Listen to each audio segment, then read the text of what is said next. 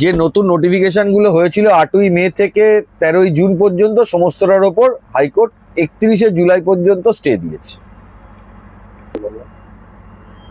দেখুন, 1.5 মাসে পুরো পপুলেশন সার্ভে করা সম্ভব না। সার্ভেটা পুরো ভেগ সার্ভে। এটা মানে এটার জন্য মানে আইন জানতে লাগবে। এখন ঘটনা হচ্ছে হলো, এবার আইন এনেছে, বিধানসভায় পাস করেছে, সেই আইন রিপিল হয়নি, সেই আইনটা পড়ে আছে, তার অ্যামেন্ডমেন্টও হলো না, এক্সিকিউটিভ নোটিফিকেশন করতে শুরু করে।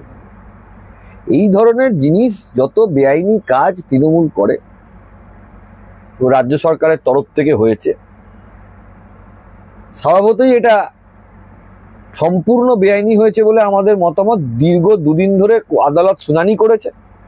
শুনানি করার পর অ্যাডমিশন চালু করে দিচ্ছে। আদালত যেটা সেটিসাইড করলো তাদেরকেই ঢোকাতে হবে, এইটাই হলো তাদের। কেন 2001-এরও তো নোটিফিকেশন আছে, তাদের ঢোকাতে কি অসুবিধা আছে?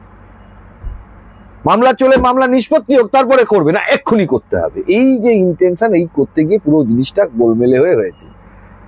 কারণ তাড়াতাড়ি আদালতের ইন্টারভিন করতে হবে এই জন্য, কারণ কিছু লোকের তো আবার যদি চাকরি পেয়ে আবার চাকরি চলে যাওয়ার মতন পরিশ্রম হয়ে যায়, তাহলে কে দায়িত্ব নেবে?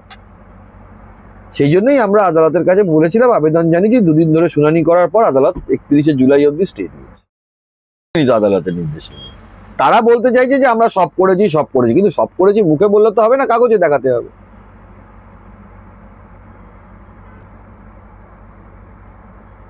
দেখুন, নতুন রস্টারটা সেটিসাইড হয়ে গেছে। 7% থেকে 17% করে যাওয়া 7% হয়ে যাবে। তো ভর্তিতে কোথায় আপত্তি আছে? রিক্রুটমেন্টেই বা কোথায় আপত্তি আছে? তাই না? রাজ্য সরকার যদি জোর করে করে এটা করতে থাকে, তাহলে আবার মামলা হবে, আবার আটকাবে।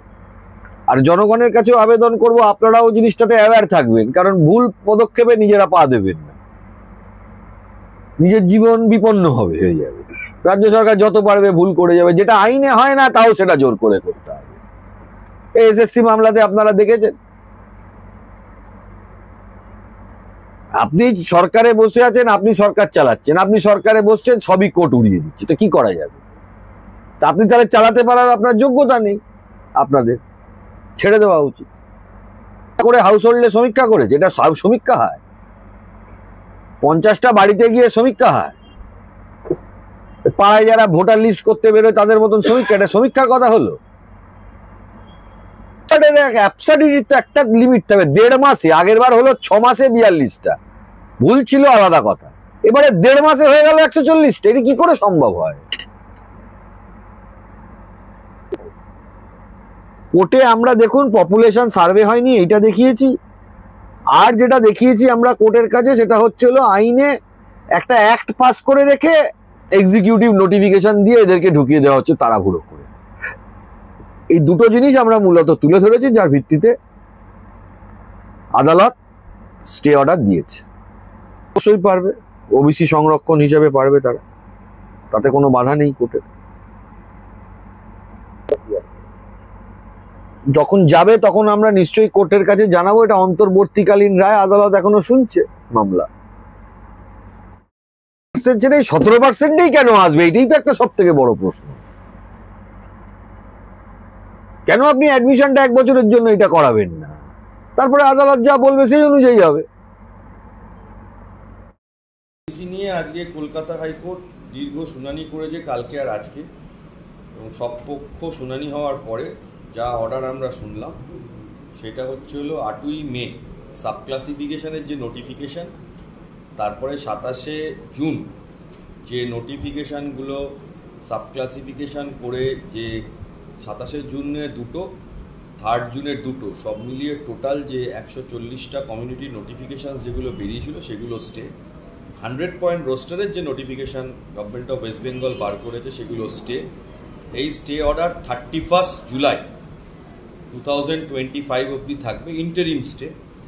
ইন দ্য মিন টাইম আরও একটা নোটিফিকেশান বেরিয়েছিল, যেটা হচ্ছিল কাস্ট সার্টিফিকেট ইস্যু করার একটা নোটিফিকেশান বেরিয়েছিল অনলাইন, সেটা সবাই দিতে পারবে, সেটার ওপরও হাইকোর্ট স্টে দিয়েছে ইন দ্য 31শে জুলাই পর্যন্ত। এবং ইন দ্য মিন টাইম যে আমরা ক্যান অ্যাপ্লিকেশান হাইকোর্টের কাছে করে হাইকোর্টের দৃষ্টি আকর্ষণ করেছিলাম টু প্রিপন দ্য হিয়ারিং, কারণ আমাদের যেটা কোর্টের কাছে খুব স্পেসিফিক সাবমিশন ছিল, যে এইভাবে জিনিসটা করা সম্ভব না এবং এটাকে পুরোপুরি বেআইনিভাবে করা হচ্ছে। ইমিডিয়েট যদি কোর্ট ইন্টারভিন না করে তাহলে একটা বড় ক্ষতি হয়ে যাবে, কারণ অনেক মানুষের ক্ষতি হয়ে যেতে পারে। সেই জন্য আমরা কোর্টের কাছে সেটা আবেদন জানিয়েছিলাম।